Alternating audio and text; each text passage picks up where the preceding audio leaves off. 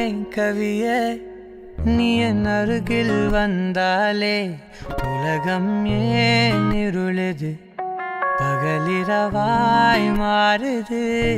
வளைவினில் எல்லாம் வளைந்து தொலைந்து போவேனே நீயே வெண்பனியே